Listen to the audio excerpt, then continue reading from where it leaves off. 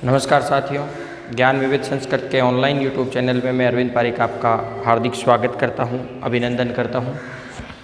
कल हमने 2 वीडियो डाले थे, 3 वीडियो डाले थे। एक में सीयू की जो वेनसांग की पुस्तक है उसका विवरण था, एक में वेनसांग जो थे चीनी यात्री, और एक अपना नालंदा विश्वविद्यालय था।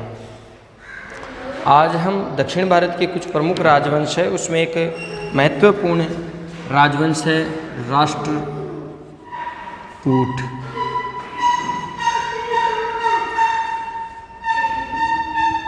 ये दक्षिण भारत का प्रमुख राजवंश था जब भारत में त्रिपक्षीय संघर्ष चल रहा था कन्नौज के लिए। कन्नौज के बारे में मैंने एक दिन आपको पहले बताया था कि ये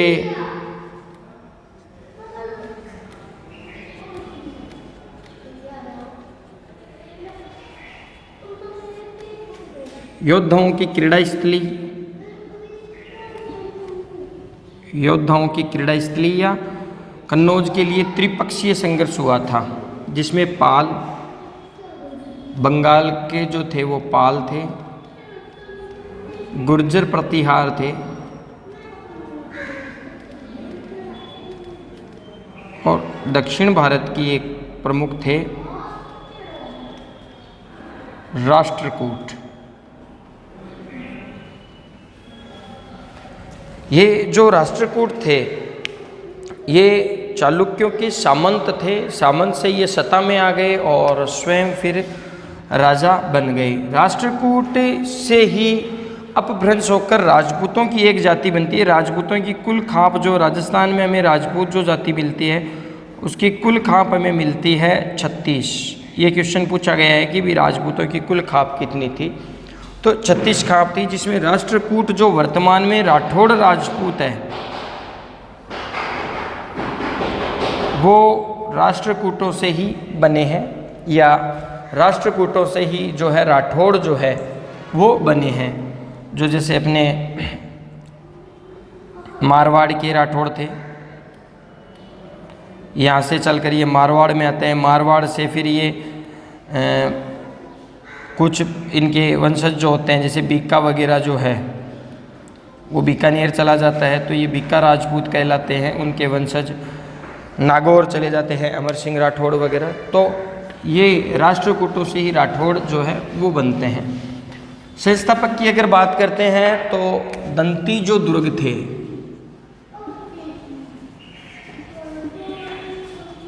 इस वंश का संस्थापक था।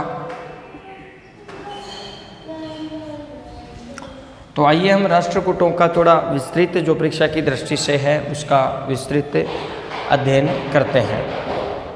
सबसे पहले बात करते हैं संस्थापक की। तो संस्थापक अपना हो गया कौन? दंती दुर्ग। अमोघ वर्ष यहाँ से हटाकर ये राजधानी जो थी, इनकी राजधानी जो थी, राजधानी इनकी थी मयूरखिंदी। मयूरखिंदी इंपोर्टेंट है भी राजधानी। एक राजा हुए हैं इस वंश के, बहुत गजब के शासक होते हैं, अमोघ वर्ष, जिनके बारे में काफ़ी बार पूछा जाता है कि रण शिविर में जन्म लेने वाला कौन सा राष्ट्रकूट शासक था या कौन सा दक्षिण भारत का एक शासक था। तो अमोघ वर्ष ये रण शिविर में जन्म होता है इसका। ये मयूरखिंदी से अमोघ वर्ष जो है वो राजधानी ले जाता है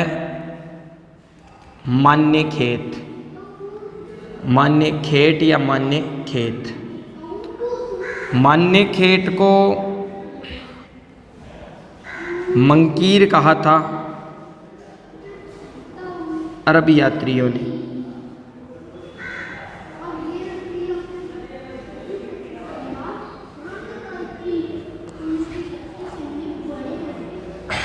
कि दंती दुर्ग संस्थापक होता है, राजधानी होती है मयूरखिंदी। मयूरखिंदी से अमोघ वर्ष जो है राजधानी ले आता है आपका मान्यखेत, और मान्यखेत को अरब जो यात्री है वो कहते हैं मंकीर। ठीक है, ये थी। और इसमें अरब यात्रियों में जो प्रमुख जो था वो था सुलेमान। सुलेमान जो है वो ये कहता है कि मान्यखेट जो था वो मंकीर था। अब साहब इसके जानने के स्रोत,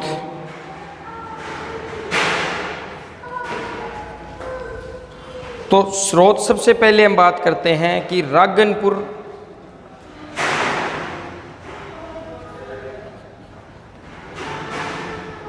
एवं विनिधि दिंडोरी,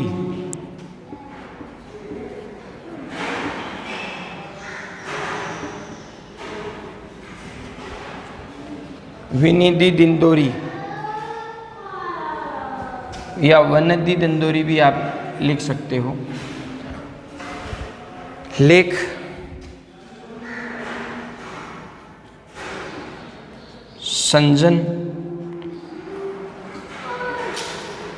संजन लेख,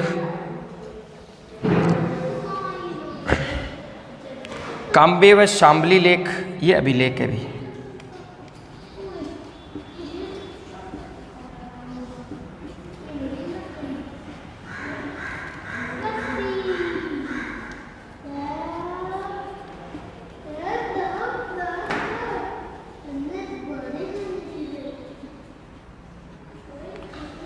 सांगली लेख, देवुली अभिलेख, देवुली अभिलेख कब का है ये?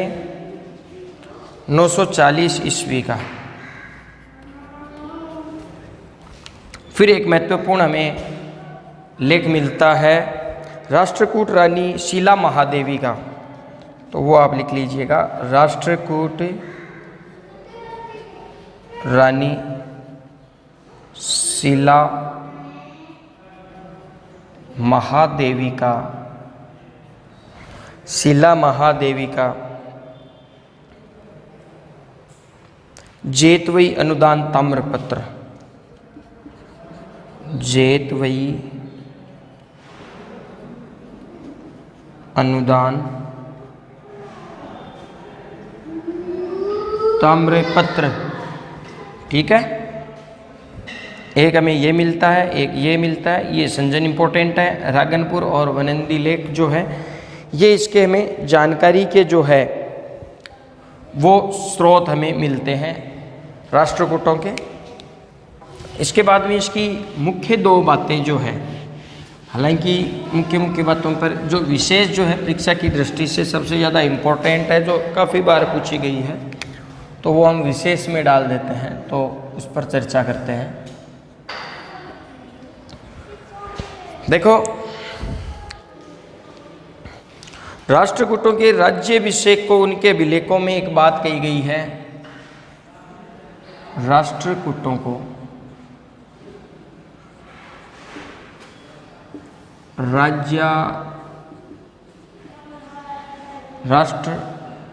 राष्ट्रकूटों को राज्याभिषेक, राष्ट्रकूटों के राज्याभिषेक को उनके अभिलेखों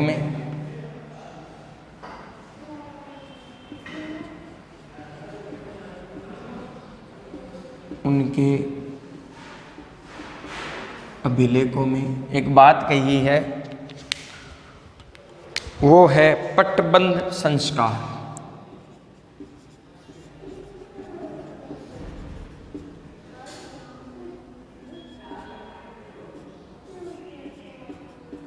पट्टबंध संस्कार, ये ध्यान में रखना भी कि जो राष्ट्रकूटों का जो राज्याभिषेक होता था तो उनके अभिलेखों में इस संस्कार को या राज्याभिषेक को पट्टबंध संस्कार कहा गया है। दूसरी प्रमुख बात हमें इसकी है, दक्षिण भारत में ये नागरी लिपि का सर्वप्रथम प्रयोग दंती नूरग ने, दक्षिण भारत में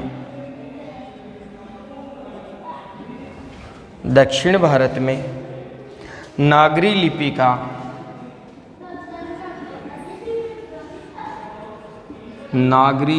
का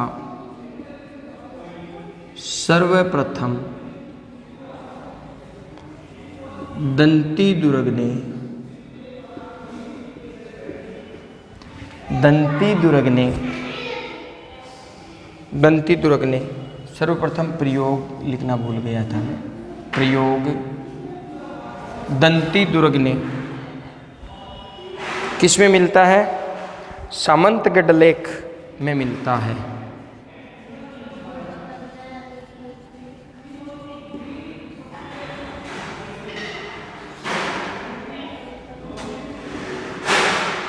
में मिलता है। और सामंतगढ़ लेख कब का है? 754 ईस्वी का।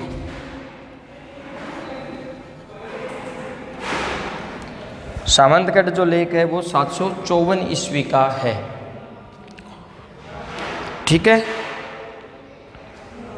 राष्ट्रकूट कहाँ के थे? ये बात हमने पहले ही कर ली थी। ये दक्षिण भारत का एक प्रमुख राजवंश था ये।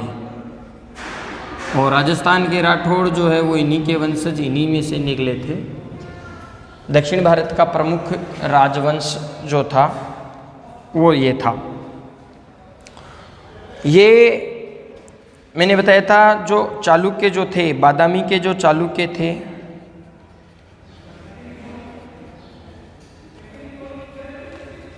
के सामंत थे। ठीक है। इसके अलावा इस वंश का जो विनाश है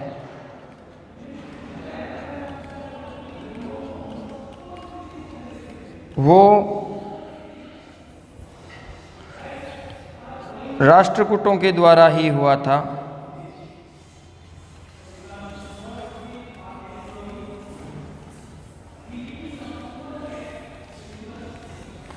के द्वारा ही हुआ था। विनाश जो है वो राष्ट्रकूटों के द्वारा ही हुआ था।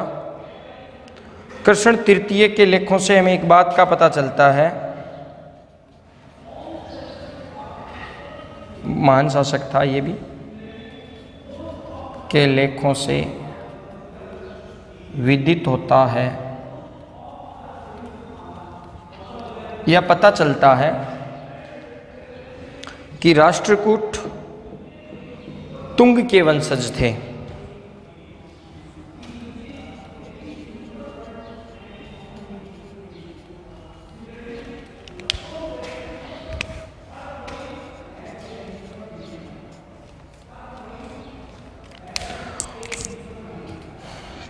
तुंग के वंशज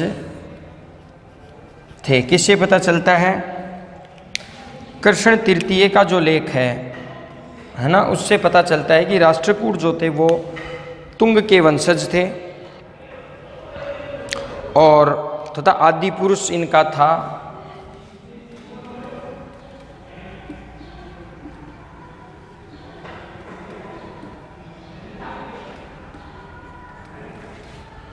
रठ।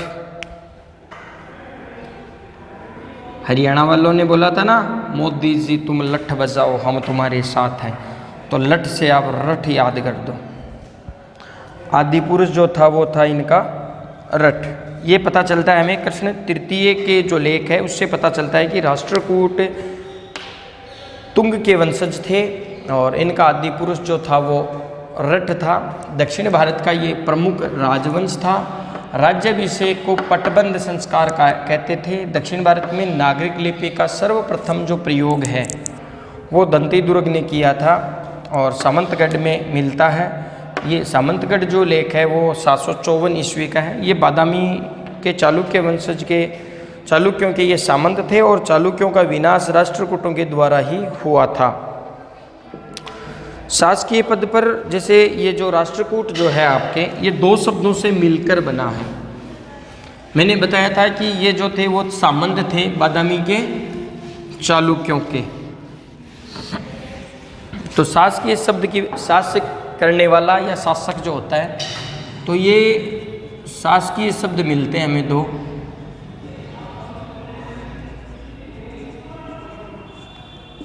एक राष्ट्र एक कूट,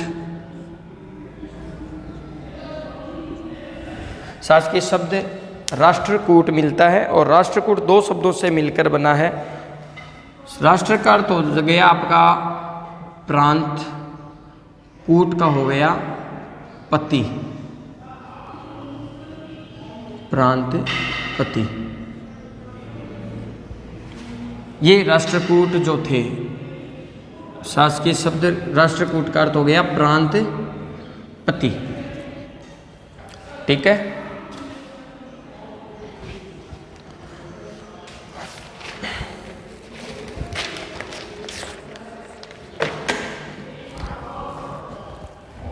तो इससे ये पता चलता है कि ये प्रारंभ में क्या थे, चालुक्यों के ये प्रांतपति थे।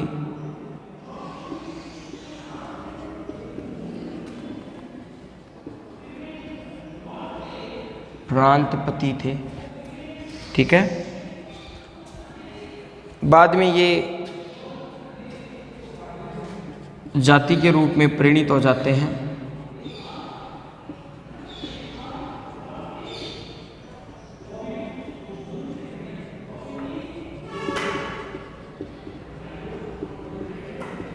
हो जाते हैं। ये थोड़ा सा ध्यान में रखना कि इनका नाम जो है वो क्या है, प्रांतपति। प्रारंभ में ये क्या थे, चालुक्यों के सामंत थे, प्रांतपति थे। बाद में जाति के रूप में ये प्रांतीय अधिकारी थे, या बाद में ये क्या बन जाते हैं, जाति के रूप में परिणित हो जाते हैं। संजन अभिलेख जो है, संजन अभिलेख में अमोघ वर्ष, बहुत गजब का शासक था अमोघ वर्ष इस वंश का। अमोघ वर्ष दो ही शासक होते हैं। प्रथम ने राष्ट्रकूटों को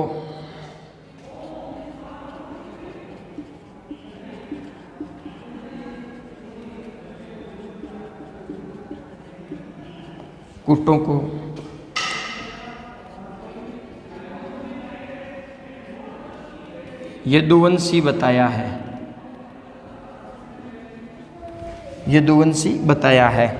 किसमें बताया गया है, संजन जो अभिलेख है में अमोघवर्ष प्रथम ने राष्ट्रकूटों को यदुवंशी बताया गया है। राष्ट्रकूटों ने अपनी प्रेतक परंपरा,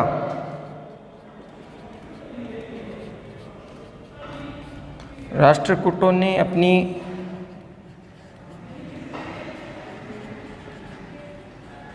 प्रेतक परंपरा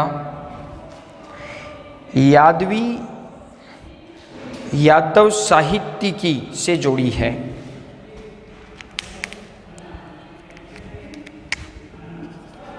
ये इंपॉर्टेंट है भी।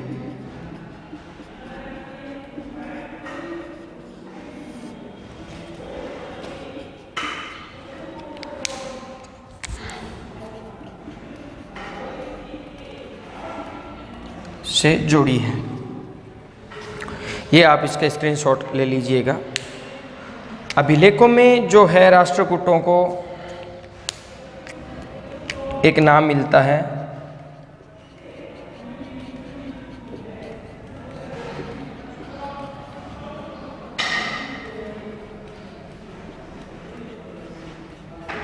अभिलेखों में राष्ट्रकूटों को लटलूरवर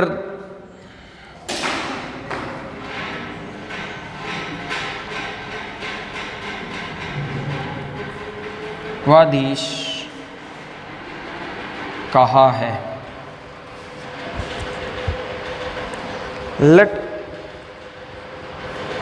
लटलूरवाधीश कहा है।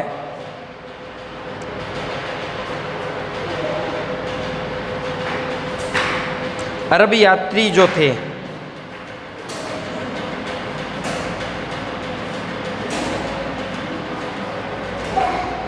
अरब यात्रियों ने राष्ट्रकूट शासकों को एक बात कहते हैं,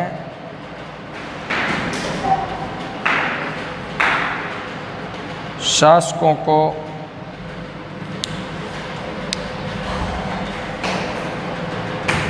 बलहर कहा है, और राजधानी जो थी वो थी इनकी मान्यखेत, और उनको क्या कहा है, मंकीर कहा है। ठीक है। अशोक के अभिलेख में नाम मिलता है हमें, अशोक के जो अभिलेख थे, अशोक के अभिलेखों में राष्ट्रकूटों को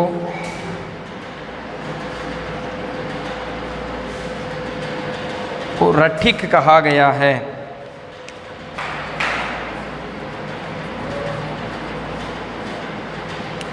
रठिक कहा है। ठीक है। इतिहासकार सीवी वैद्य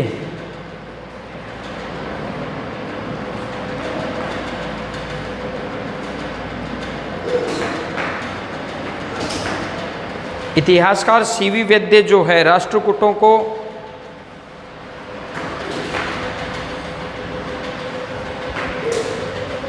मराठों के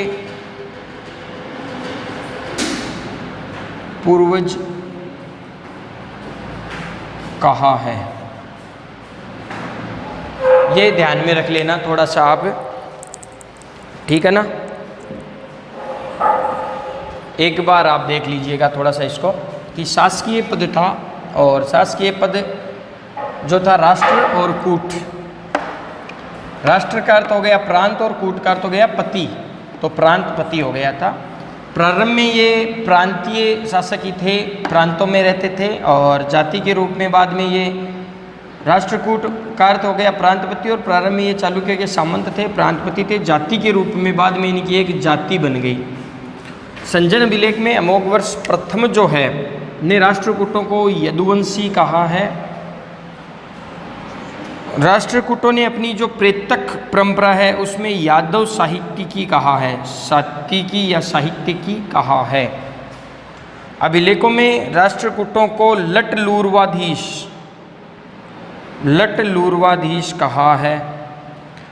अरब यात्रियों ने राष्ट्रकूटों को बलहर कहा गया है, ये इंपॉर्टेंट है भी, है ना, काफ़ी बार पूछा गया है कि अरब यात्रियों ने, और इनकी राजधानी जो है उसको सुलेमान जो होता है वो कहता है क्या, मंकीर। सीधा का सीधा पूछा गया है कि मान्यखेत का अन्य नाम क्या था, तो मान्यखेत का जो अन्य नाम था वो था मंकीर, और कहा किसने है, सुलेमान ने। अशोक के जो अभिलेख है उसमें राष्ट्रकूटों को रठिक कहा गया है, और एक अपने इतिहासकार भी हैं सीवी